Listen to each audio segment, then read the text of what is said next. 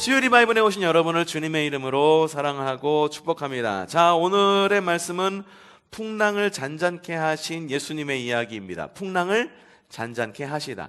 예수님의 기적 이야기, 그러니까 이전까지는 계속해서 누군가를 고치고 살리고 이러한 예수님의 기적 이야기를 보아왔어요. 실제로 많은 부분에서 많은 기적 이야기가 고치신 치유의 모습들을 많이 이렇게 보여지기는 합니다. 근데 예수님께서 기적을 베푸신 것이 사람만 고치신 것이 아니라 자연도 만지시고 자연도 바르게 가게끔 온전하게 잘 이렇게 이끄는 그런 예수님의 모습도 볼 수가 있죠. 풍랑을 잔잔케 하신 예수님. 자, 풍랑을 잔잔케 하면 누구한테 좋은 걸까? 사람한테 좋은 걸까? 자연한테 좋은 걸까? 글쎄, 자연한테는 그냥 풍랑 그대로 풍랑이 그냥 일게끔 놓아두는 것이 자연에게는 더 좋은 일이 아닐까. 그러니까 태풍이 불 땐 태풍이 불어야 돼요. 그렇죠? 바람이 불 땐 바람도 불어야 되고, 비가 올 땐 비가 와야 돼요. 때로는 비가 과하게 오기도 하고 눈이 과하게 오기도 합니다. 근데 그것이 우리의 입장에서 비가 너무 많이 온다, 눈이 너무 많이 온다, 가뭄이다 라고 이야기를 하는 거지, 사실은 자연에서는 자연의 섭리가 그렇게 흘러가는 거거든요. 그러니까 풍랑을 잔잔케 하셨다라고 하는 이 기적의 이야기를 보면은 이게 어떻게 와닿아야 되냐면은 나를 배려하시는 하나님, 나를 위하시는 하나님, 나를 위해서 환경을 변화시키시는 하나님. 그러니까 주님의 그 은혜의 극치에 달아 있는 것이 환경을 변화시키는 하나님이 아닐까 싶어요. 앞서 나온 거 병을 고치시는 하나님, 직접적으로 나에게 오는 어떠한 그런 도움이라고 여겨지잖아요. 근데 주님께서 생각을 해보세요. 주님께서 나 하나 고치시는 것과 주님께서 나를 위해 모든 환경을 움직이시는 것, 어느 것이 에너지가 훨씬 더 많겠어요? 당연히 주변을 움직이는 에너지가 훨씬 더 크겠죠. 그러니까 주님께서 환경을 움직이셔서 나를 도와주신다, 풍랑을 잔잔케 해서 제자들을 구해주셨다라고 하는 것은 철저하게 나를 위한 주님의 사랑이다라는 것을 우리가 알아야 돼요.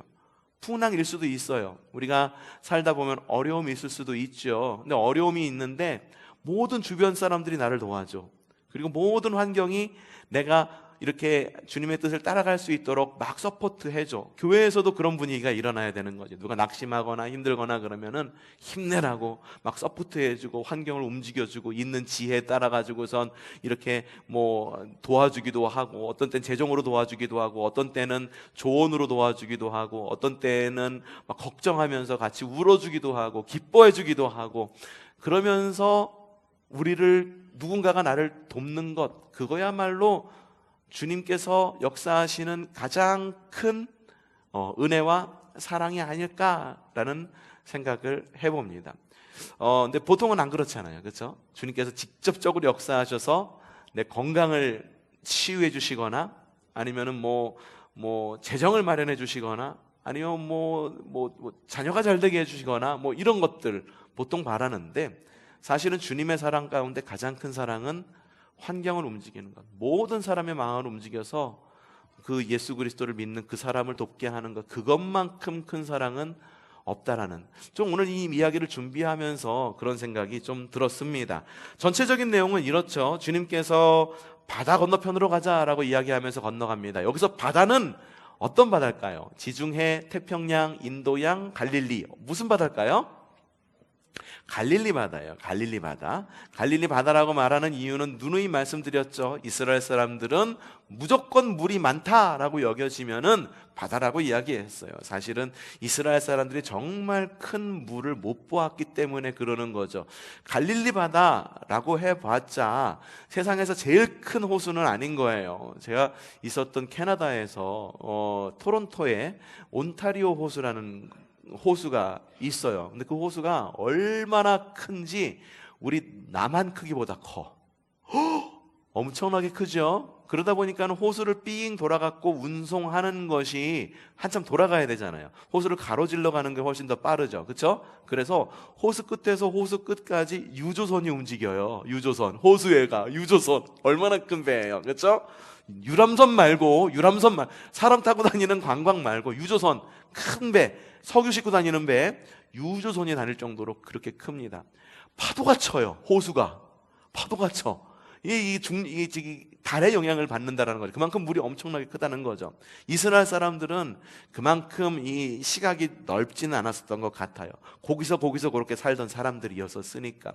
그래서 이스라엘 사람들은 갈릴리 호수를 보고도 갈릴리 바다라고 이야기하지 않았나? 예? 그런 생각도 해보는데, 야, 조금만 더 눈을 돌려. 넓은 바다가 있어. 우리에게도 하시는 말씀이에요. 우리가 살고 있는 요 삶의 바다가 굉장히 크다고 느껴지잖아요. 근데 조금만 눈 돌려보십시오. 얼마나 큰 바다들이 많습니까?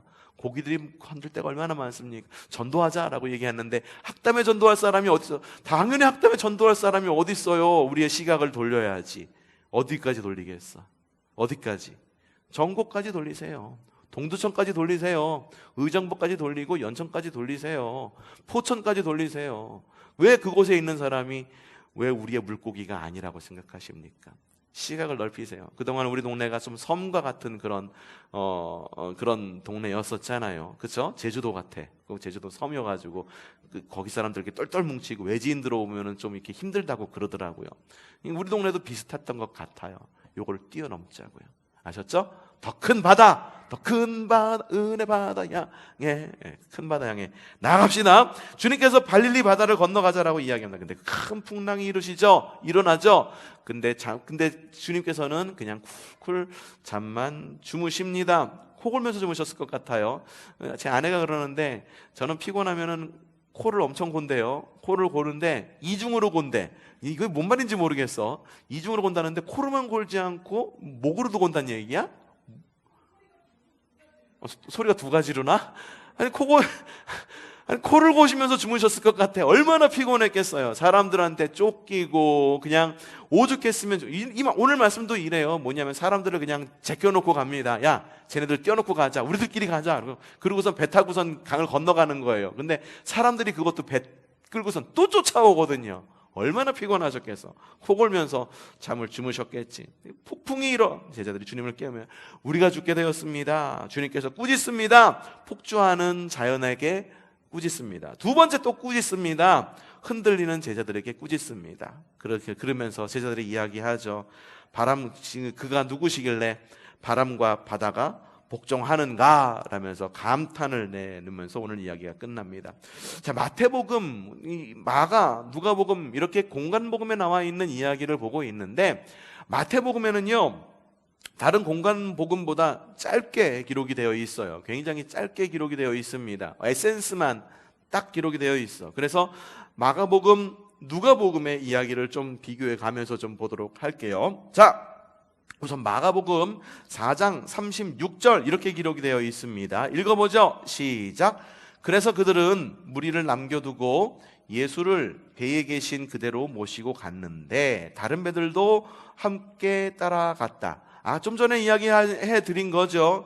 얼마나 주님께서 힘들었으면은 무리들을 이쪽 편에다가 놔두고 배 타고선 그냥 주랭랑 치듯이 간 거예요. 그러니까는 이 제자들이 예수님을 모시고 배로 모시고 강을 건너가고 이 호수를 건너가고 있는데, 이 사람들이 주님을 너무너무 보고 싶은 거야. 그 주님 말씀 더 듣고 싶은 거야. 사모하는 마음이 있었던 거죠. 그래서 배를 띄운 거예요. 배를 띄워서 예수님이 타고 가는 그 배를 따라서 주르륵 따라갔다라는 거죠. 장관이었겠죠. 배가 한척 앞서서 쫙 가고 이제 뒤에 배가 쫙 따라가는 거예요. 이순신 장군의 하객진처럼 쫙 이렇게 끌고 갔을까?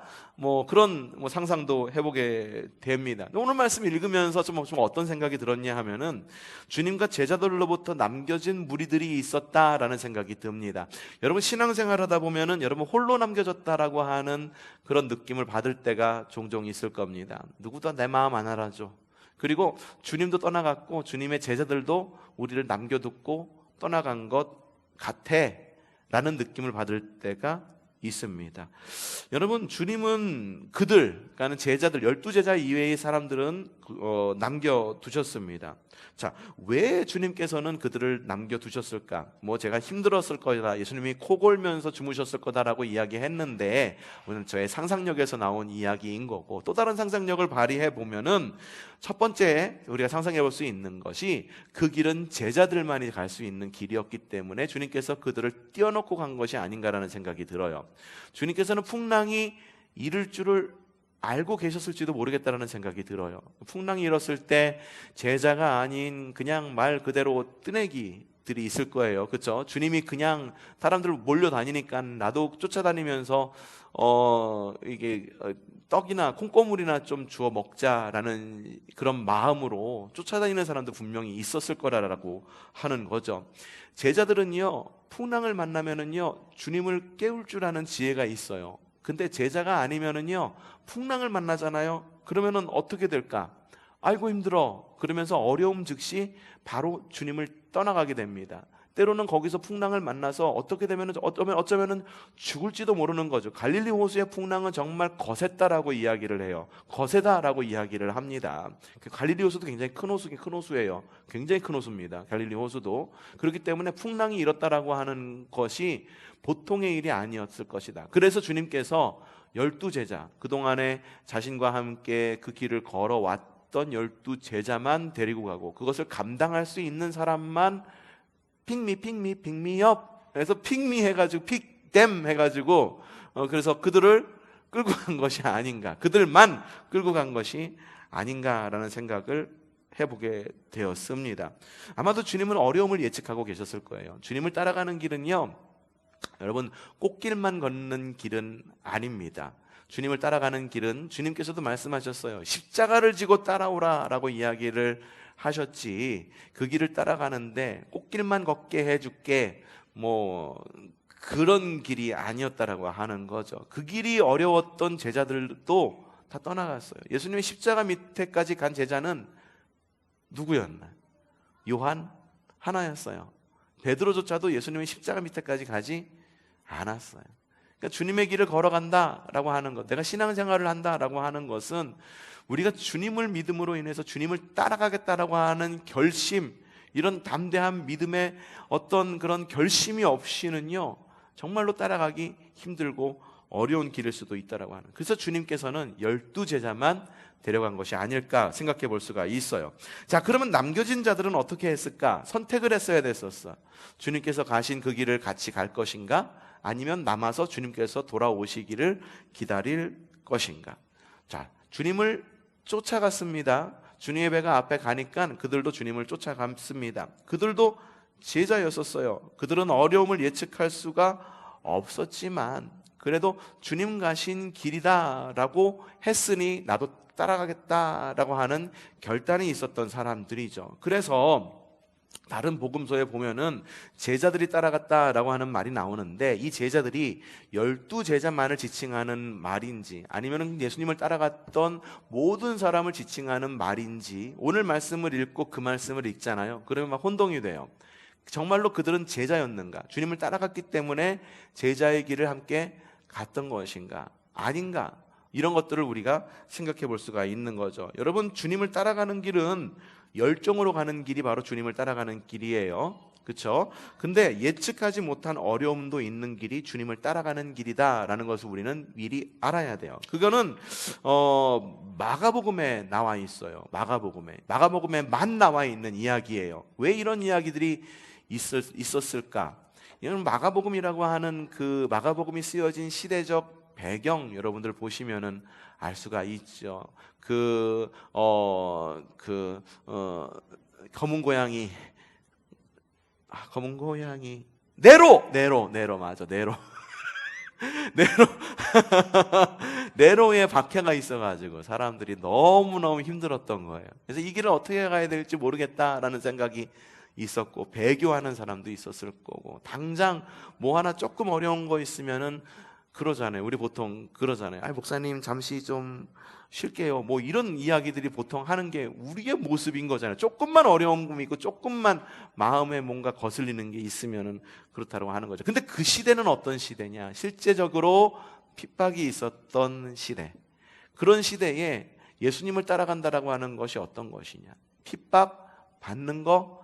그래. 주님을 따라가다 보면은 풍랑을 만날 수 있어. 풍랑을 만날 수 있어. 근데 그게 끝이 아니야 라고 말해주고 싶었던 것이 마가의 마음이 아니었을까? 우리는 생각해 볼 수가 있는 거죠.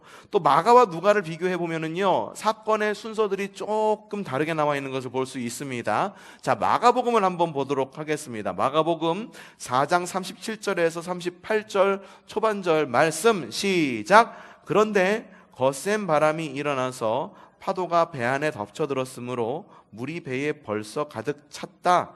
예수께서는 고물에서 베개를 베고 주무시고 계셨다. 이게 마가복음의 이야기예요. 첫 번째 기록이 무엇이 나왔냐는 폭풍의 기록이 먼저 나옵니다. 그 다음에 주님께서 주무시고 계셨다라고 하는 이야기가 뒤에 따라 나와요. 근데 누가복음은 순서가 좀 달라요. 누가복음 8장 23절 시작. 배를 저어가고 있을 때에 예수께서 잠이 드셨다. 여러분, 이게 순서가 다르죠. 마가복음은 어땠어요? 폭풍이 먼저 일고 그 다음에 기록이 순서가 폭풍이 먼저 일고 그 다음에 주님께서 주무시고 계셨다라고 하는 시각이 나옵니다. 근데 누가복음은 어때요?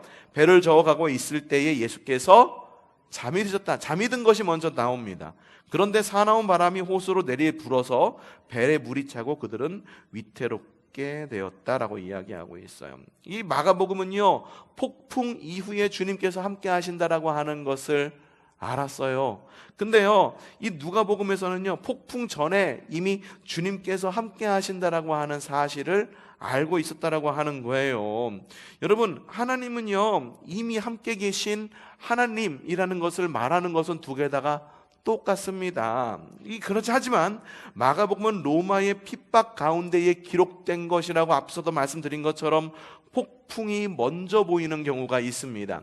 주님께서 나와 함께 하신다라고 하는 믿음의 어떤 확신 전에 나에게 어려움이 닥치는 경우가 있어요. 그럴 경우에 우리는 어떻게 반응하냐라고 하는 거죠. 그리스도인도 마찬가지예요.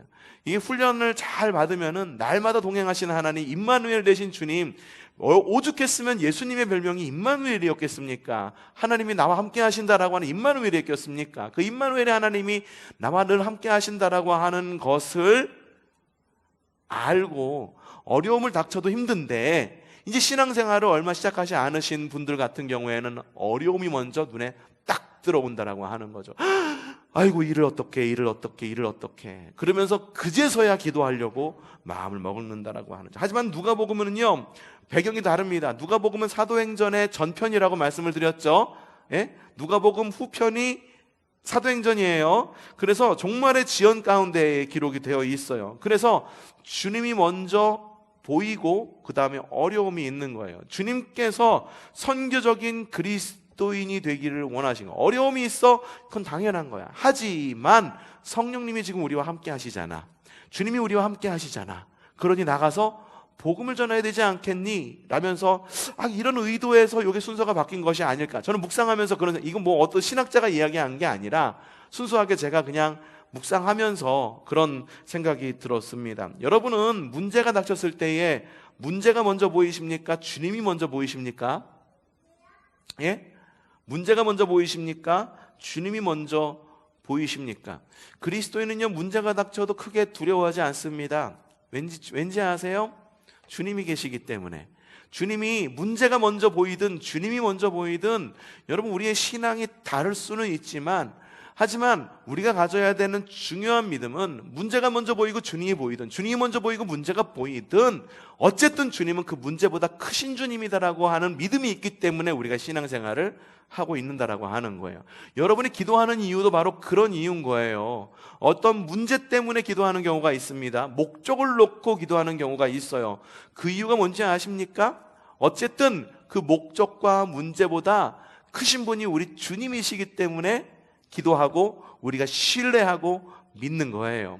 아이가 아버지를 믿는 이유가 뭡니까? 아이가 엄마를 믿는 이유가 뭡니까? 어쨌든 자기 손에서 해결되지 않는 부분이 부모의 손에서 해결될 것이라는 것을 알고 있기 때문에, 저 사람이 나를 책임질 것이라는 믿음이 있기 때문에 부모를 따라가는 거잖아요. 할머니 따라가는 거잖아요. 할아버지 따라가는 거잖아요. 그렇죠? 남의 할아버지, 남의 할머니, 남의 부모 손잡고 갑니까? 안 믿어. 왜? 남의 엄마고 아빠고 남의 할머니야 할아버지. 중요한 건 그거예요. 하나님이 나의 하나님이 되는 거예요. 나의 하나님이 되고 그 나의 하나님이 바로 나의 모든 부분에 있어서 길과 진리와 생명이 되신다라는 것을 인정하고 선포하고 그 길을 따라가는 거라고 하는 거예요. 문제가 먼저 보이세요? 주님을 찾으세요. 주님이 먼저 보이세요? 그럼 문제가 있어도 흔들리지 마십시오. 흔들릴 경우도 있을지도 모릅니다. 흔들린다 할지라도 주님 굳게 붙드시기를 바랍니다. 공통된 이야기들이 있습니다. 자, 봅시다. 어떤 이야기냐? 마태복음 8장 26절 시작. 예수께서 그들에게 왜들 무서워하느냐? 믿음이 적은 사람아 하고 말씀하시고 나서 일어나서 바람과 바다를 꾸짖으시니 바다가 잔잔해졌다라고 이야기합니다. 마가복음에도 비슷해요. 예수께서 일어나 바람을 꾸짖으시고 바다더러 고요하고 잠잠하여라 하고 말씀하시니 바람이 그치고 아주 고요해졌다. 예수께서 그들에게 말씀하셨다. 왜들 무서워하느냐? 아직도 믿음이 없느냐? 자, 누가복음도 마찬가지입니다. 예수께서 깨어나셔서 바람과 성난 물결을 꾸짖으시니 바람과 물결이 곧 그치고 잔잔해졌다. 예수께서 그들에게 말씀하셨다. 너희의 믿음이 어디에 있느냐? 여러분, 두려움이라고 하는 감정은요, 우리의 믿음과 연관이 있음을 알 수가 있습니다. 두려움이라고 하는 것, 사람이 두렵지 않은 것 없습니다. 여러분이 가장 두려운 게 뭡니까? 가장 두려운 게 뭐예요? 가장 두려운 게 뭐예요? 사람마다 그 두려움이 다 달라요. 위기는 언제든지 닥칠 수 있어요. 그런데 위기를 극복할 수 있는 방법이 있는데 바로 주님을 바라보는 거예요. 앞서도 이야기했지만 위기가 먼저 보일 수 있고 주님이 먼저 보일 수도 있지만 주님이 보인다라고 한다면 위기 가운데에 내가 붙들 분이 바로 주님밖에 없다라고 하는 것을 알고 기도하려고 나설 수 있다라고 하는 것은 그건 일말의 믿음이 있기 때문에 주님을 바라보는 거라고 하는 거예요.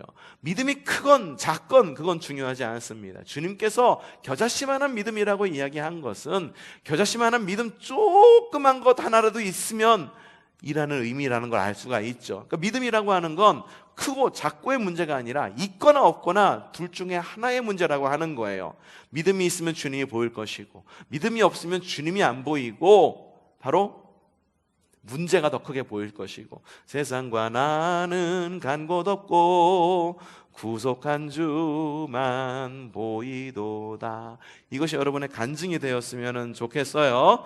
여러분 일만의 믿음이 있는 거예요. 그리고 그 믿음이 있다라고 한다면 여러분 위기는 극복이 됩니다. 앞서도 이야기했죠. 하나님께서 우리를 사랑하시는 가장 넓고 크신 방법이 뭘까? 주님께서 직접적으로 나에게 무엇인가를 갖다 기적을 베풀어 주셔서 갑자기 병이 낫거나 재정이 막 늘어나거나 하는 어떠한 그러한 기적들보다 저는 크게 느껴지는 것이 주변 환경을 변화시켜서 우리를 변화시키는 것, 그것이 가장 큰 기적이 아닐까라고 아까 전에 말씀을 드렸죠. 아마도 이 동영상에는 그 앞부분은 나오지는 않을 것이기 때문에 다시 한번 말씀을 드립니다. 주님께서 주실 수 있는 가장 큰 방법, 주님께서 하실 수 있는 가장 큰 은혜는 환경을 통해 우리에게 역사하시는 것, 주변을 통해서 우리에게 도움의 손길을 내밀게 해주시는 것, 그리고 내가 또한 누군가를 도울 수 있는 것, 그거야말로 주님께서 누군가를 돕거나 누군가에게 도움을 받을 수 있는 우리에게 그런 도움이라고 하는 측면에서는 가장 큰 사랑이 아닌가라는 생각이 듭니다. 여러분, 주님이 보인다라고 한다면은 바람을 이겨낼 수가 있는 겁니다. 말씀을 드렸지만 어떤 사람은 바람이 불 때 바람에 날아갑니다. 하지만 어떤 사람은 바람이 불면 그 바람을 타고 앞으로 전진을 합니다. 역풍이 불 때는 어떨까요? 바람이 앞서 불 때는 앞으로 나갈 수 없나요? 앞으로 나갈 수 있습니다. 사람들에게 그런 지혜가 있습니다. 대항해 시대라고 여겨지는 시대가 있었어요.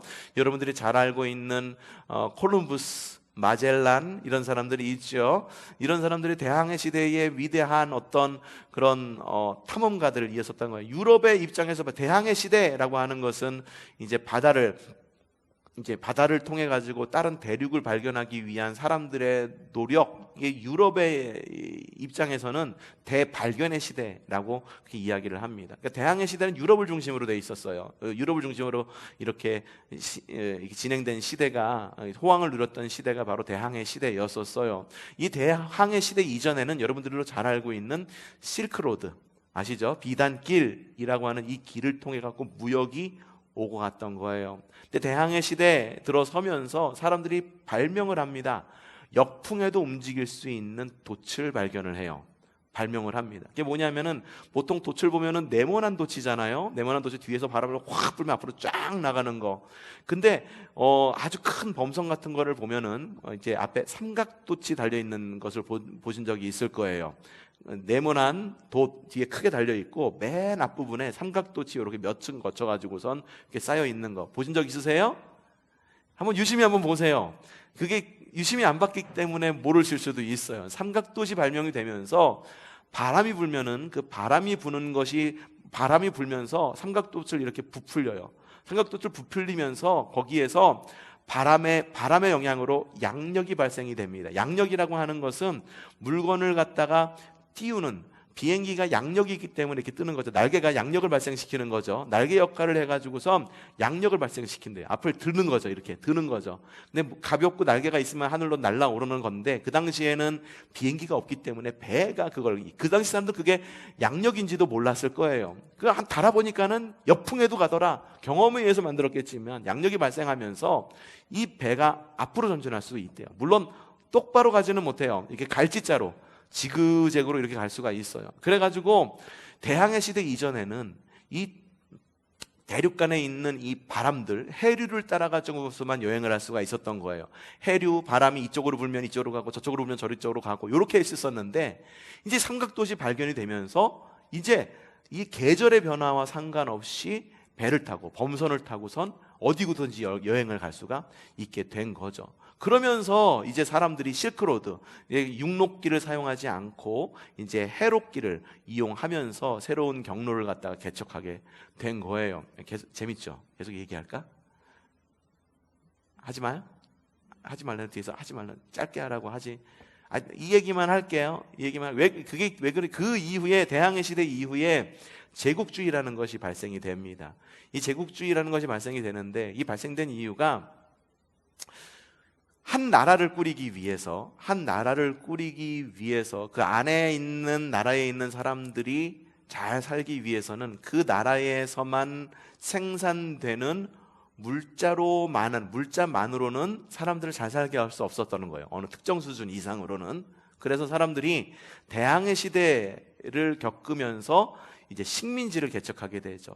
영국 같은 경우에는 캐나다의 퀘벡 이런 데를 갖다가 식민지를 삼았고, 그리고 콜럼버스는 이렇게 타고 가면서 아메리카 대륙을 발견했죠. 아메리카 대륙을 발견하고, 그러면 사람들이 식민지, 스페인도 마찬가지. 그래갖고선 식민지였던 나라들이 굉장히 많았던 거죠. 식민지를 삼습니다.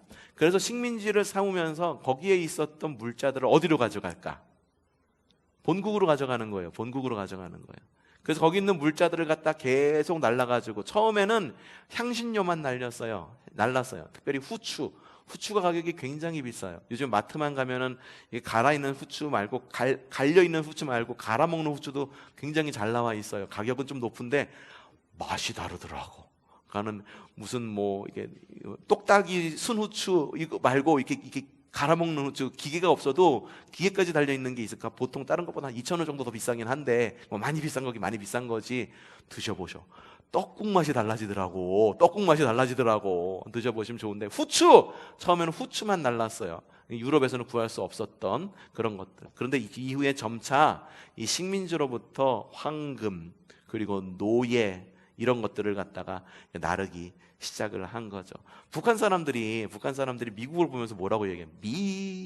제국주의 막 이렇게 이야기를 하잖아요. 이렇게 말하는 이유도 북한 사람들이 옳다라는 말을 하는 것이 아니라 지금의 미국 역시 그 제국의 어떤 형태를 가지고 있기 때문에 그 형태를 갖고선 계속 비판하는 거거든요. 왜냐하면 무역을 통해 가지고 그렇죠? 다른 나라에다가 이렇게 물건 팔아가지고 그리고 물건 수입하면서 그래가지고선 불공정 거래가 막 일어나기도 하고 그러면서 막 이렇게 전쟁이 일어나기도 하고 그런 모습을 보면서 미제국주의다라고 이야기를 하긴 하는데 그렇다고 해서 북한을 두둔하는 건 아닙니다. 그 사람들 잘못된 거야. 북한 사람들은 그렇게 어울리지를 못하잖아. 잘 그러다 보니까는 그런 일들이 그런 이야기들을 하기도 하는데 어쨌든 다른 나라에서 가져와가지고 자기 나라를 배불리게 하는 제국주의가 대항해 시대 때 이렇게 발생을 하게 돼요. 이렇게 말하다 보니까 굉장히 긴데 요거를 갖다가 남겨둘까 말까 이따 편집할까 말까 고민하고 있어요. 그런데 대항해 시대에도 항해를 할 수 있었던 이유 왜였을까? 삼각도시 있었기 때문이지. 좀 전진하기에 더뎌. 그래도 중요한 건 뭐냐면은 전진하는 주님의 사명 붙들고 전진하는 역풍이 분다라고 그래가지고 어이구 어떻게 그게 아니라 전진하는 거. 그래서 주님께서 묻는 거예요. 너의 믿음이 어디에 있느냐? 너희 믿음이 어디에 있느냐? 주님께서 함께 하시는데 왜 두려워하느냐? 문제가 있냐? 그럼 그 문제에 주님이 계신데 문제보다 크신 주님이 있는데 왜 걱정하느냐? 자, 제자들의 반응 봅시다. 마태복음 8장 27절 사람들이 놀라서 말하였다. 이분이 누구시기에 바람과 바다까지도 그에게 복종하는가. 마가복음 4장 41절 이분이 누구시기에 바람과 바다까지도 그에게 복종하는가. 누가복음 4장 25절 후반절 이분이 도대체 누구시기에 바람과 물을 호령하시니 바람과 물조차도 그에게 복종하는가. 자, 마태복음에서 제자들은요 놀라서 반응하고 마가복음에서는 두려워서 반응하고 누가복음에서는 두렵고 놀라서 반응을 합니다. 자, 왜 이렇게 반응했을까? 그 능력의 이유를 알지 못했기 때문이에요. 중요한 건 이겁니다. 주님께서 능력을 발휘하시는 이유 알아야 되는 건 뭐냐면 주님의 능력만 우리가 바라봅니다. 그렇죠? 능력이신 주님 역사해 주십시오. 보통 이렇게 이야기를 합니다. 근데 능력의 주님이신 이유를 우리가 알아야 되는 거예요. 주님이 능력의 주님이신 이유는 주님이 바로 우리의 하나님이시기 때문이에요. 주님이 바로 우리의 구원자이시기 때문에 능력이 있는 거예요. 주님이 열려라 뚝딱 이라고 말하는 도깨비 방망이가 아니라 주님께서 이렇게 숭구리당당 숭당당 옛날 거 나오네. 요즘에 이거 안 쓰죠. 근데 이게 그렇게 막 알라딘의 요술 램프의 그런 지니가 아니라 주님께서 능력이 있는 이유는 우리를 구원하신 구원자이시기 때문에 능력입니다. 그렇기 때문에 우리가 예수 그리스도의 이름으로 기도할 때 우리를 극복해 하시는 겁니다. 그렇기 때문에 우리가 기도할 때 우리가 홀로 남겨졌다 여겨졌을 때 우리는 주님을 따라갈 힘을 얻게 되는 겁니다. 단순히 주님께서 능력의 주님이야. 고칠 수 있어. 주님의 손에 묻은 콩고물이라도 뭔가 좀 주워 먹고 싶어. 그러면은요, 어려움이 닥치잖아요. 그럼 어떤 마음이 드냐면은, 아유, 까짓 거 그 콩고물 안 먹고 말어. 이런 결정을 내리게 배워버린다라고 하는 거죠. 여러분 확실히 아셔야 됩니다. 능력은요, 오늘 제자들이 이야기했던 이분이 누구시기에 바람과 바다까지도 그에게 복종하는가. 감탄사할 수도 있지만 정말 몰라서 묻는 것일 수 있어요. 근데 주님이 누구신지를 알아야 돼. 베드로의 고백 알죠? 주는 그리스도시요 살아계신 하나님의 아들이십니다. 이게 왜 굉장한 고백인지 아세요? 주님께서 왜 그렇게 대단하다고 칭찬하신지 아세요? 주님이 누구신지를 갖다 아주 명확하게 이야기했기 때문에 주는 그리스도시고 살아계신 하나님의 아들이십니다라는 것을 아주 명확하게 이야기했기 때문에 주님의 칭찬을 받은 거예요. 여러분에게 주님은 어떤 주님이십니까? 단순히 능력의 주님이십니다. 여기서 끝나면 안 돼. 왜 주님이 능력의 주님이신지를 우리의 믿음 가운데 깊게 뿌리내릴 줄 알아야 되는 거예요. 왜 주님이 능력의 주님이시냐? 왜 나에게 능력의 주님이시냐? 나에게 능력의 주님이신데 그런 옆에 있는 아무개 엄마에게도 능력의 주님이실까? 누구에게도 능력의 주님이실까? 하나님이 똑같이 능력의 주님이시라고 한다면 모든 사람에게 똑같이 능력을 보여주셔야지. 근데 왜 누군가에게는 그 능력이 보이고 누군가에게는 왜 그 능력이 보이지 않는 걸까? 왜 나에게는 능력이 보여지지 않는 것 같고 누군가에게는 능력이 더 크게 주님의 능력이 더 크게 보이는 걸까? 차이는 거기에 있는 거예요. 단순히 주님을 그냥 콩고물 띄워주시는 분으로 기억한다고 한다면 그냥 오병이어의 기적 거기서 끝나고 맙니다. 하지만 주님이 우리의 주님이시고 주님이 우리의 구원자이시기 때문에 오병이어의 기적이 있다라는 생각을 갖고 그 기적을 맛본 사람은요, 끝까지 주님을 따라갈 수밖에 없는 거고, 어려움이 생긴다 할지라도 어려움이 종류가 얼마나 많습니까? 각가지 어려움 가운데에서도, 위기 가운데에서도 능히 이겨낼 수 있는 힘 있는 그리스도인이 될 수 있다라고 하는 것입니다. 풍랑을 잔잔하게 하신 예수님, 비록 이걸 보면은요, 비록 직접적으로 막 주님께서 나타나셔서 네 죄가 사해졌다 뭐 이것도 아니고, 네 병이 나았다, 너에게 있는 그 한센병이 나았다 이렇게 말씀하시지는 않아. 단순히 나에게 닥친 어려움, 그냥 생각 같아서는 그거잖아요. 주님께서 왜 이왕이면 제자들이 가는 길, 평안한 길로 인도해 주시지 왜 폭풍 가운데로 인도해 주셨나 생각해 보신 적 있으신가요? 이왕이면 육로로 이용하지 왜 폭풍이 일 것을 갖다가 예상을 하고도 폭풍 가운데로 인도해 주셨나? 우린 보통 그렇게 기도하잖아요. 어떻게? 주님, 삶이 평안하게 해주세요. 주님, 아무런 풍파가 없게 해주세요. 근데 주님은요, 주님을 따라갈 때는요, 풍파를 만나기도 합니다. 그리고 어려움이 있기도 해요. 그러면은 오늘 말씀에서 정말 직접적으로 우리에게 도움이 될 수 있는 방법, 제자들에게 도움이 될 수 있는 방법이 뭐였어? 강을 건너가지 않거나, 그렇죠? 아니면 강을 돌아서 육로로 가거나, 뭐 둘 중에 하나를 선택하면 되었던 건데, 주님은 그렇게 가시지 않는 거예요. 주님은 주님의 길을 가시는 거예요. 그럼 우리가 가야 되는 것은 어떤 길이냐? 주님께서 가신 길을 따라가는 거예요. 주님께서 배 끌고선 앞으로 나간다. 아이고, 나 혼자 남겨졌어. 어떻게? 배를 준비해야죠. 남겨졌다고 그냥 어떻게 발만 동동 구르고 있지 말고 우리의 전심을 다해서 있는 배를 구해가지고 그 예수님이 타신 그 배를 따라가야죠. 그것이 우리가 가야 될 길, 그리고 우리가 결단해야 될 길이다라고 하는 거예요. 풍랑을 잔잔케 하신 예수님, 오늘은 여기까지입니다.